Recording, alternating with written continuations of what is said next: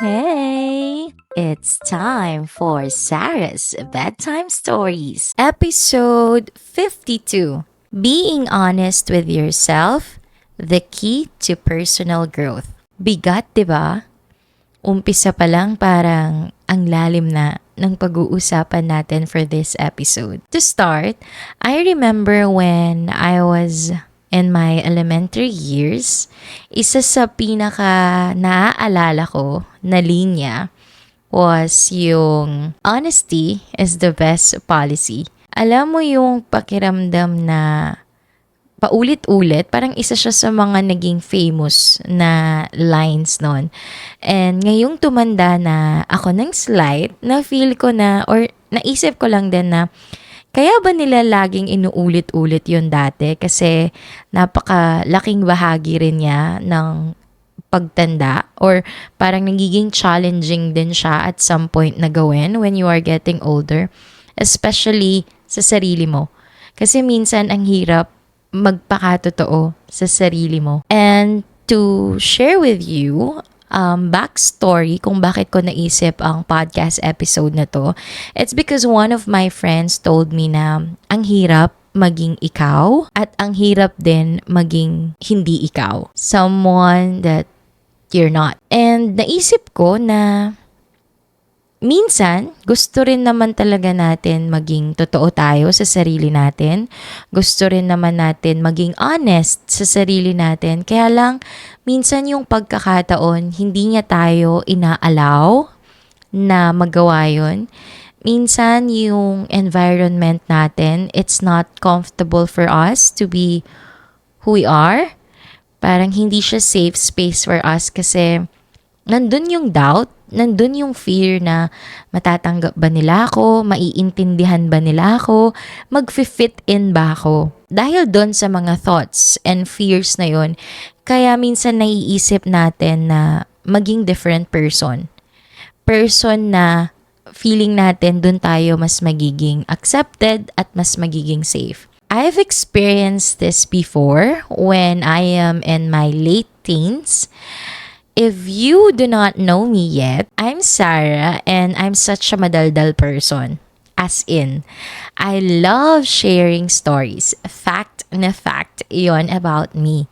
So, naalala ko when I was in my elementary years to high school days, I love to share stories with people that I love. Yung mga friends ko, they know a lot about me. Like kung magpapagames ako ng mga information about me, marami silang masasabi. Kasi mahilig akong magkwento kasi sila yung mga go-to people ko. Hanggang sa nag-high school ako, tanggap ako ng mga kaibigan ko kaya I'm not afraid to be me. I'm proud to say na nakilala nila ako as Sarah, the Sarah talaga. So sanay ako na maraming friends, sanay ako natanggap ng mga friends ko. Hanggang umabot dun sa time na nasa late teens na ako, dun ko na-realize na not all people would love to be your friend. At hindi lahat ng tao willing to listen to you and willing to understand your story. I felt that feeling before and I cannot forget that one, na yung pakiramdam na you are excited to share story but you felt like hindi sila interesado sa sinasabi mo kaya hindi mo na itutuloy yung kwento mo. So that time, nung na-realize ko yon na not everybody will accept you and will be your friend, nasaktan ako ng slight that time kasi akala ko the world is a beautiful place. I mean, it is. But meron palang not everybody would love you. So, dun ko first na-experience yun na, ganito pala, parang na-reject din ako sa mga tao. And dun ko din na-feel na parang yung personality ko as Sarah, parang hindi yun yung safe for me that time. So, para mas magkaroon ng context, because Sarah is not just a madaldal person. I'm a social media sweetie rin back then. I love Friendster before, even nung nagsastart yung Facebook. I'm a constant nagpo-post sa Facebook, nagsashare ng status, ganyan. So, iniisip ko nga kung sigurong hindi ko tinigil yon noon hanggang ngayon, baka kumikita yung Facebook ko. Kaso tinigil ko kasi yung thinking ko noon, the more na marami akong sinishare na thoughts and ideas, parang hindi siya nagiging safe sa akin. Parang lalo akong nagkakaroon ng fear na baka i-judge ako ng mga tao, baka kung ano yung sabihin nila sa akin. Kaya nung time na yon, from a social media sweetie, I decided to change my Facebook account. So, pinalitan ko yung account ko tapos naging private person ako. Well, I'm still a private person. There are things that you don't know about me. Charas. Pero, nung time na yon, as in wala ka talagang masustalk sa account ko. Unlike before na I'm such a public person online. Like, meron akong updates every now and then. So, that time, I thought that was the best thing that I should do. Even if it's not me. So, tinuloy ko yon hanggang sa nasa early 20s ako. Nung time na parang nasa transition period ako. Doon naman sa time na yon, naaalala ko, I don't know if that was the time, pero nasabihan ako na gullible ako. At alam ko sa sarili ko na nung pag sinasabihan ako na gullible ako, as in nasasaktan ako. Kasi ayokong mag-appear na tanga-tangahan, ganyan, feeling strong, ganon. Gusto ko, hindi, dapat matalino ako, dapat matuto na ako sa mga tao. Pero alam mo yung feeling na hindi ka pa rin natututo. Kasi ang pinaka-lesson ko nun is, parang umabot ako sa point na dapat hindi ako nagtitiwala kahit kanino. Kasi isa rin sa characteristics ko is madali akong magtiwala sa mga tao. Feeling ko lahat ng tao mabuti ang intention sa akin talaga. Pero para kasi sa akin, parang yun yung mas madaling paniwalaan. Parang yun yung mas okay paniwalaan kaysa isipin mo na masama ang ugali ng tao na to. Parang mas okay na dun tayo sa mabuti siya. So that time, I trusted few people. Tapos dahil nagtiwala ako sa mga taong to, napahamak ako. So parang sinabi ko nun sa sarili ko na hindi ko na dapat ulitin to. Hindi na dapat ako magtiwala basta-basta. And that was another change for me. That was a time na parang feeling ko hindi ako naging totoo sa sarili ko kasi hindi naman yun ako eh. Hindi naman yun yung Sarah na kilala ko pero pinilit ko siyang baguhin. Sabi ko noon, hindi na ako mag-open ng basta-basta sa ibang tao. I-keep ko yun sa sarili ko. So, ang ginawa ko noon is I did journal writing. So, dahil sa takot ko na masira ulit yung tiwala ko sa ibang tao, ang ginawa ko, it's just me and my journal. My thoughts, my feelings, everything, it's just between me and my journal. And for a long time, it became a safe space for me. Parang feeling ko naging okay ako. Pero hindi ko pa rin natatanggal sa sarili ko yung nag-open pa rin ako sa ibang tao. That's why I have my favorite people on earth. Actually, there were 4. Pero nung time na yon, 2 lang or 3 ang nakakausap ko. And then, nung time na yon, I thought I was getting better. Akala ko that's me. Parang this is Sarah version 2.0. Until such time na meron kaming naging conversation ng friend ko, si LM. Hi, LM! I miss you! Anyway, so nagkaroon kami ng conversation ni LM. Tapos, nagkukwento ako sa kanya. I think I was telling stories about my students or I don't know kung anong kinukwento ko sa kanya. And he mentioned na, oh my gosh, Sarah, welcome back. You're back. Sabi niya, because nung conversation namin yun, parang matagal bago kami nagkaroon ng time na mag-usap. Alam ko yung huling usap namin, yun yung time na nag-keep ako ng lahat ng stories to myself. Tapos nung nag-usap kami ulit, parang bigla na akong nag-share ng kwento. So I cannot forget that moment kasi dun ko rin na-realize na oh my God, it took me a while before I realized na that's not me. Hindi pala ako yung tao na nagkikip ng kwento kasi I am Sarah and I love sharing stories. Kaya nga may Sarah's Bedtime Stories right now. Pero going back, hindi naging madali para sa akin na ma-realize na hindi ako nagiging totoo sa sarili ko. Kasi nasa idea ako na dito ako magiging safe, dito ako magiging okay, ganyan. Until such time na or na-realize ni LM yun, naparealize niya sa akin. Ngayon, na nagfa-flashback ako, ngayon ko na-realize kung bakit ako bumalik dun sa dating Sarah. Kung bakit ako nagkaroon ng lakas ng loob para hindi matakot maging honest sa sarili ko, na maging comfortable sa sarili kong pagkatao.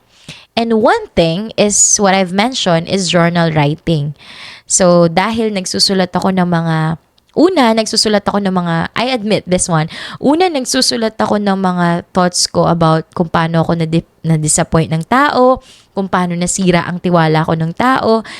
Pero habang tumatagal, when I started finding good every day, if hindi ka pa nakakabili ng ebook na yon, well, click the link below and grab it. Baka ito na yung maging isang way para matulungan ka to be honest with yourself. So, dahil doon, nakita ko na ang naa-appreciate ko pa rin pala ay yung tao, yung pagtitiwala sa tao, yung pag-share ng kwento ng mga tao sa akin, at the same time, pag-share ko ng kwento sa ibang tao. So, dahil naging practice ko yon every day, if I can recall the stories, there are people there who made me believe that it is still safe to trust people. I had these people who made it easier for me to be honest with myself kasi sila, tinanggap nila ako as Sarah, the real Sarah. Doon ko na-realize na kahit merong mga tao na hindi ka tanggap for who you are or i-judge ka, meron at meron pa ring mga tao na tatanggapin ka for who you are. Kahit you see that as a weakness, sa kanila, you're still accepted, you're still loved, you're still valued, and that would make a big difference. Kaya I'm so grateful to these people kasi dahil dumating sila sa buhay ko, yung mga negative thinking ko about people earlier, parang napapalitan din siya. And alam nyo ba, yung isang major na nakapagpa-honest lalo ng sarili ko, sa sarili ko, is yung idea ng sinabi ng best friend ko when I was in high school. Dati kasi, yun din yung lagi kong kino-complain sa kanya. Bes, masyado kong inosente, masyado kong maloloko, masyado kong paniwalain. I thought of that as my weakness, to be honest. Pero, isa sa mga natandaan kong sinabi niya sa akin is, Bes, kahit anong mangyari, be who you are, stay genuine, stay innocent, kasi yan yung magugustuhan or yan yung mamahalin ng mga tao sa'yo.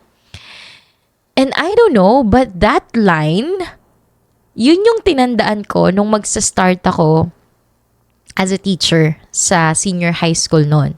That time, they had this parang mga reminders to us newbie teachers na we should be strong enough. Like parang wag mong pakita na mabait ka kasi sinasabi nila na baka abusuhin ka nila, baka hindi ka nila narespetuhin. So marami silang mga sinasabing ganon na experiences na to the point na mapapaisip ka talaga na, oh my gosh, safe ba ako dito? Or gagalangin ba ako dito? Rerespetuhin ba ako dito? So that time, I tried to do what they believe that I should do. Na try mong maging strict, try mong wag mag-smile for the first meetings, mga ganyan. Kaya lang, nung magtuturo na ako, first class, parang pagpasok ko pa lang na gano'n, parang hindi ko kayang mag-good morning kasi that's me. Tapos biglang nag-flashback sa akin yung sinabi ng best friend ko na be genuine, like if innocent ka, go, gano'n. So, ako, tinuloy ko yun na parang feeling ko, kung magpapanggap ako as a strict person, parang feeling ko hindi ko rin kakayanin, hindi ako tatagal. And that's the thing that I admire most with my former students. Kasi they know if you are genuine or not. Ganun sila kagaling. Kaya I'm so thankful na buti na lang totoo yung pinakita ko sa kanila. And alam nyo ba, because I became honest with myself, I became true to myself, nakita yun ng mga estudyante ko. Tapos, naalala ko lang na natatandaan nga nila yung Sarah na madaldal. They appreciate Sarah who shares stories. In fact, yung mga shinare kong kwento noon na related, marami na mga related sa klase ko nun. Di ba guys? Marami naman. Hindi, yung mga kwento na shinare ko about life, about media that time, yun yung mas natandaan nila. Na kahit hindi na kami nagkikita ngayon, pag nagkita kami, feeling ko meron silang maaalala na kinuwento ko. That's the reason why I did Sarah's Bedtime Stories as well. It's because of them. Kasi ang ini-imagine ko, habang nagkukwento ko nito, is yung mga estudyante ko na walang sawang makinig sa akin sa mga sinasabi ko. And that time, I felt like dati kailangan ko lang ng isang tao na makikinig sa akin. Yung mga estudyante ko, ang dami nila. Kaya kapag kinakabahan ako sa podcast ko, I always think na hindi, merong isa or dalawang estudyante ko na makikinig sa akin.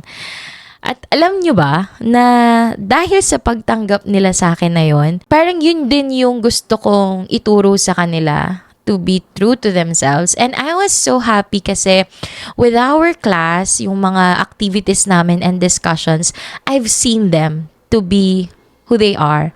And marami rin akong mga naging estudyante na nag-open na sa klase ko. Doon nila napapakita yung mga personality nila, yung mga funny sides nila, yung makulit sides nila. And I appreciate that because hindi mo kasi masasabi na meron at merong environment yung mga tao to be themselves. Yung komportable sila. Kaya I was so happy that I was able to be that space for them. Hopefully. So, ayan nga. So, dahil sa kanila, natutunan ko na hindi, meron pa ring mga tao na willing to accept you for who you are. And that's the reason why hindi ko na pinilit baguhin yung sarili ko na dapat as a private person ako, na kapag may mga sinishare akong stories nito, parang matatakot ako mag-judge and all. I'm just being true to myself. And nung nagtuloy-tuloy yun, na-realize ko rin na doon ako nag-stop mag-journal writing. Kasi I realized na I did journal writing before because I was afraid to trust people.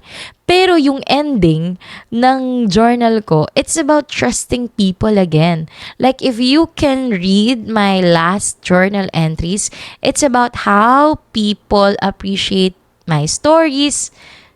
And then now, from a person na takot mag-share ng kwento kasi natatakot siyang ma-judge. Now, I am sharing stories in public. I am being vulnerable to you in my episodes. But did I feel the fear? Actually, hindi eh. Kasi I can see na merong mga nakikinig. Pero wala akong natatanggap na negative reactions. Wala rin akong natatanggap na anumang reaction. Pero may mga nakikinig. And for me, I feel like this podcast has become my safe space as well. Hopefully, magtuloy-tuloy, no? Pero ngayon, I can freely talk about these things because this is me and I'm being honest with myself and I want to share it with other people as well. Kasi maraming pagkakataon din na natakot ako na maging totoo sa sarili ko. Pero simula nung natanggap ko yung sarili ko, hindi na ako takot magtiwala sa ibang tao. Hindi na ako takot magmukhang gullible sa ibang tao. I mean, there are times when I'm talking to smarter people than me, there are times na I don't know what they're saying and I'm asking them, bakit? Ano yun? And I'm afraid of that and I'm not afraid of that because feeling ko kasi tanggap naman nila ako or diba, parang ganon. And then, there are also times na I'm really vulnerable to them. Hindi ako nagfi-filter. Like when they ask me question, I answer them the honest answer. And sa iba parang hindi yun dapat. Like dapat meron ka palang limitations or dapat hindi ka masyadong honest sa sinasabi mo. Baka ikapahamak mo or what.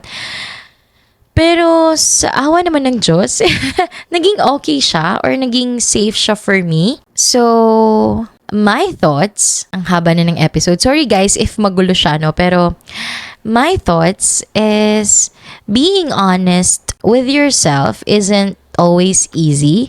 It took me years before I realized na nagsinungaling din ako sa sarili ko. Pero nung naumpisahan ko na maging totoo sa sarili ko, dun sumunod yung natanggap ko yung sarili ko, yung weakness ko.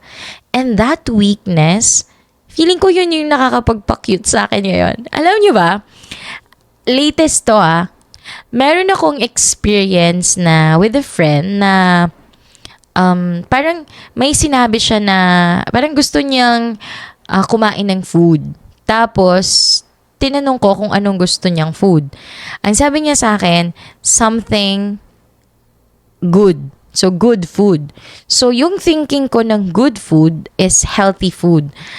Guys, alam niyo ba, pumunta pa ako ng SNR para bumili ng gulay kasi yun yung gusto niyang pagkain. Pero joke lang pala yun. Alam mo yun, yung ganun ako kapaniwalain na niloloko na ako na bibili ako ng pagkain na good food. Kahit na dapat ang dalhin kong food is fast food, easy to eat meals, ganyan. Pinaniwalaan ko pa rin. Tinawanan ako, oo. Pero that didn't hurt me. Kasi that's me talaga. May mga pagkakataon ako na naniniwala talaga. Pero may mga pagkakataon din na kahit sinasabi mo na seryoso ka, hindi kita papaniwalaan. So, depende sa mood. Pero my point is, I am grateful to the people in my circle. Kasi masasabi ko na yung mga kaibigan ko ngayon, I really showed the real me to them. If I am crying, I am. If I am suplada, I am. If I am maarte, I am. Pero the good thing about it is, tiwala ako sa mga taong to na kahit anong gawin ko or kahit anong maging desisyon ko sa buhay, they would always understand me kasi, because they understand me since day one. I mean, dahil hindi ako nagpanggap sa kanila, alam ko na maiintindihan nila ako. And not to brag about it, pero totoo naman, yung mga kaibigan ko magmula elementary ako hanggang ngayon, because I showed the real me, hanggang ngayon they would understand me. Hindi ko kailangan mag-explain, alam nila na ganun lang talaga ako. And I think that's one of the best feelings. Yung being honest with yourself is a way for you to meet genuine people as well. Naalala ko tuloy yung sinabi sa akin ng isang tao na parang gusto niyang maging yung, ewan ko kung binubola niya lang ako, pero ang sabi niya sa akin, kapag daw nakikita niya ako or parang dahil kilala niya ako, parang ang feeling niya is hindi daw dapat ako masaktan or hindi daw dapat ako umiyak kasi feeling daw niya may halo ako. Ewan ko, parang kapag nakikita niya daw ako, parang ayaw niyang gumawa ng masama. Yun yung sabi niya, no? Pero ewan ko kung totoo. Pero the fact na they see you talaga, that's the thing that I admire with people as well. They know if you are genuine or not. Nakikita ko yun sometimes as my weakness kasi other people would say na matitake advantage ka or what. Pero as for me, hindi ko yun tinitake as matitake advantage ko. Gusto ko lang ma-feel nila na there is always something good every day. Uy, i-book ko yun. If wala ka pang copy, go grab it below sa link. Gusto ko lang ma-feel nila na the world is still a beautiful place kasi there are still good people, honest people, genuine people. Kasi ako mismo, naranasan ko sila Kumbaga, na-meet ko sila. Kaya nagkaroon ako ng lakas ng loob na maging honest sa sarili ko kasi nakakilala ako ng mga honest and genuine people din. If they have become my safe space and comfort before, to have that courage to be honest with myself, I hope I can be that person too to other people. So hey, this is Sarah and this is Sarah's Bedtime Stories. Good night. Mwah!